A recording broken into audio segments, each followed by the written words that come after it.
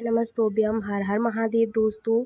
आइए जानते हैं कि इस बार जो एकादशी पड़ने वाली है वो कौन सी एकादशी है और कब पड़ रही है। अगर आप पहली बार व्रत उठा रहे हैं तो कैसे आपको उठाना है। इस बार जो एकादशी पड़ रही है वो कौन सी एकादशी है। 2025 की पुत्रदा एकादशी। आप सभी भक्तजनों को इस दिन क्या करना है क्या नहीं करना है, और आप सभी भक्तजनों को इस दिन 2 केले का एक सर्वश्रेष्ठ कार्य ज़रूर से करना है। इससे आपका सौभाग्य तो बढ़ता ही बढ़ता है, साथ ही साथ आपके जीवन में जो भी दुर्भाग्य है वो सारा का सारा दूर हो जाता है। मनचाही संतान आपको प्राप्त होती है। अगर आपकी पुत्र की इच्छा है तो पुत्र की इच्छा पूर्ण होती है, पुत्री की इच्छा है तो पुत्री की इच्छा पूर्ण होती है। नौकरी नहीं मिल पा रही है, व्यवसाय नहीं अच्छा चल रहा है, विवाह में किसी प्रकार की अड़चन है, रोग है, कर्ज इत्यादि से आप घिरे हुए हैं, तो इन परेशानियों से भी आपको मुक्ति ज़रूर मिलेगी और आप जिस कामना के लिए ये व्रत करेंगे वो कामना आपकी निश्चित रूप से सिद्ध होगी। तो सबसे पहले 2025 में पुत्रदा एकादशी कब है इसको जान लेते हैं। देखिएगा, अगर हम यहाँ पर पंचांग की बात करें तो 5 अगस्त 2025 को पुत्रदा एकादशी का व्रत होगा। पुत्रदा एकादशी अपने आप में बहुत ही खास एकादशी है। इस एकादशी का व्रत प्रत्येक व्यक्ति को ज़रूर से करना चाहिए। यह जो तिथि है शुरू हो जाएगी और इस तिथि का समापन 5 अगस्त दोपहर 1:12 के आसपास में रहेगा। ऐसे में अगर उदया तिथि को मान्यता दें तो 5 अगस्त को ही ये तिथि सर्वश्रेष्ठ रूप से मनाई जाएगी।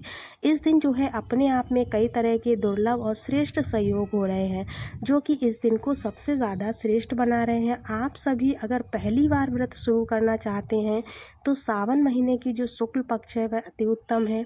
पुत्रदा एकादशी के व्रत के शुरुआत के लिए आप कर सकते हैं महादेव का ध्यान करते हुए, और सिर्फ इसी एकादशी का संतान प्राप्ति के लिए व्रत करना चाहते हैं तो आपको निश्चित रूप से कर सकते हैं। कोई चिंता या टेंशन की बात नहीं है आपके लिए।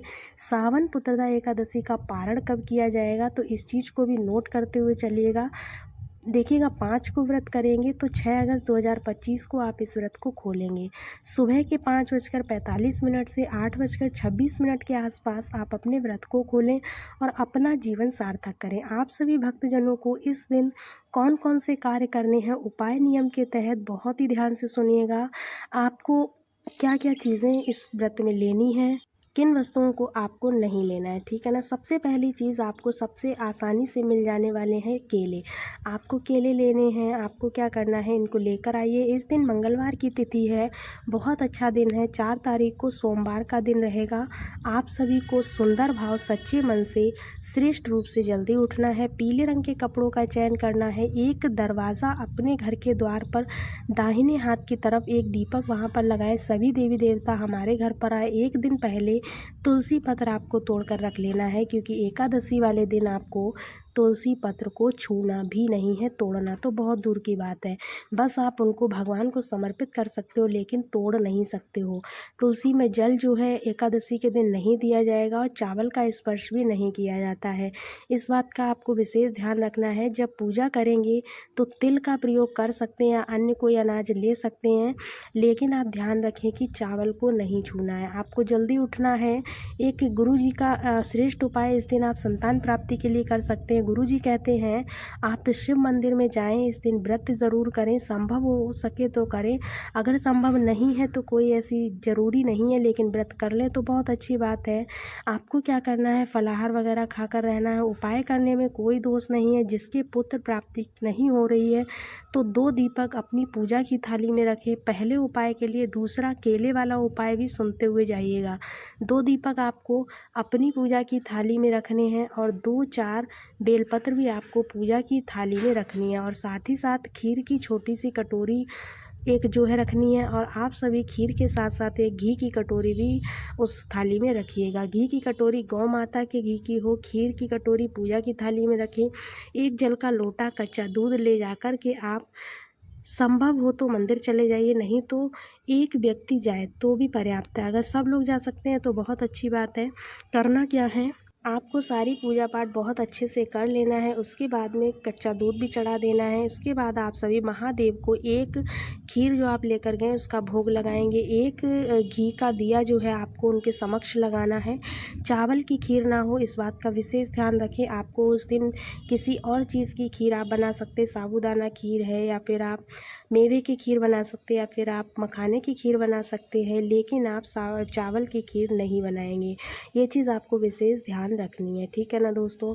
इसके बाद में खीर आपको क्या करना है, महादेव को समर्पित करनी है। घी वाला दीपक भी आपको महादेव को समर्पित करना है। ध्यान रहे कि जो खीर आप लेकर जा रहे हैं वो प्लास्टिक के बर्तन में ना ले जाएं, बल्कि आप स्टील या फिर जो दोना आता है ना पत्ते वाला, उसमें लेकर के जाएंगे। सबसे पहले आपको शिवलिंग पर पंचामृत आप समर्पित करेंगे, जल इत्यादि समर्पित कर दे, दीपक लगाएं। उसके बाद महादेव का भोग लगाएं। फिर जो आप बेलपत्र लेकर गए हैं वह भी आप शिवलिंग पर चढ़ा दीजिए। उसके बाद आप सभी को जो शिव मंदिर का दरवाज़ा है उसके दाहिने हाथ की तरफ, जैसे आपने पूजा कर ली है उसके बाद आपको शिव मंदिर के चौखट के अर्थात दरवाजे के दाहिने हाथ की तरफ एक दीपक लगाना। एक दीपक मंदिर में लगा दीजिए, एक दीपक दरवाजे के यानी कि चौखट के दाहिने तरफ आपको लगाना है, महादेव की चौखट के, ठीक है ना। इस तरह से आपको ये दोनों दीपक लगाने हैं महादेव के शिवलिंग के पास से वापस आने के बाद। आपके द्वारा जितनी बेलपत्र चढ़ाएंगे उसमें से 2 बेलपत्र आप ले लीजिएगा। बेलपत्र लेने के बाद एक बेलपत्र तो आप जो है शिव मंदिर की चौखट पर व्रत के दिन ही खा लीजिएगा।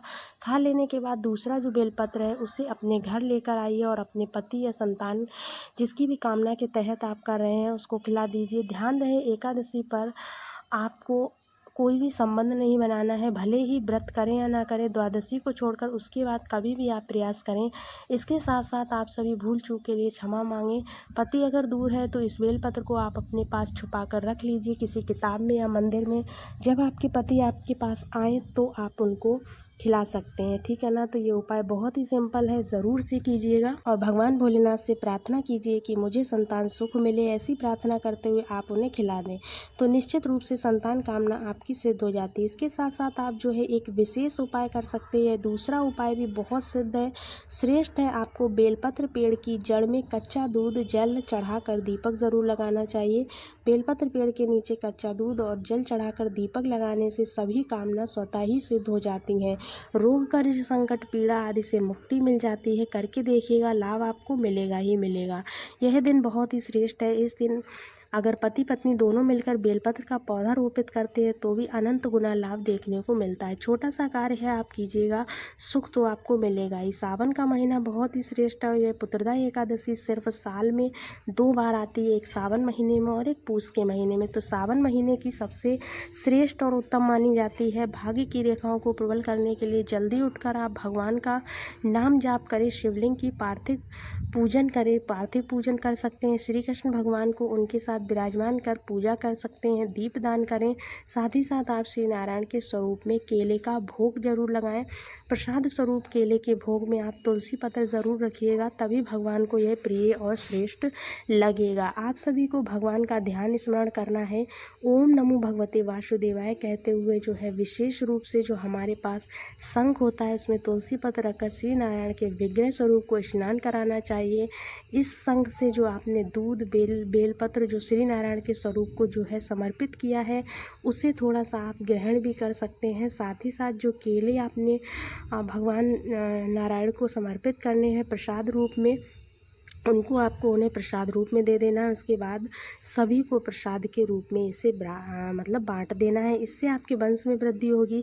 ऐसी प्रार्थना करते हुए आप भी खा सकते हैं। हालांकि एक सदस्य इस केले को ग्रहण करे, जो दूसरा केला है उसे आप सभी गौ माता को खिला सकते हैं या फिर आप घर में भी प्रसाद स्वरूप में बांट सकते हैं। ऐसी कोई दिक्कत की बात नहीं है।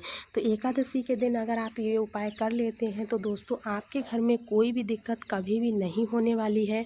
संतान सुख आपको जल्द से जल्द देखने को मिलेगा। तो ये जो उपाय है पूज्य गुरुदेव की कथा से सुन के आपको बहुत अच्छे से मैंने समझाया। अगर किसी प्रकार का आपको डाउट है तो आप कमेंट्स में पूछ सकते हैं। होप सो आपको वीडियो समझ में आई हो। अगर किसी प्रकार का डाउट है ज़रूर पूछिएगा। मिलते हैं आपको अगले वीडियो में, तब तक के लिए राधे राधे, श्री शिवाय नमस्तोभ्यम।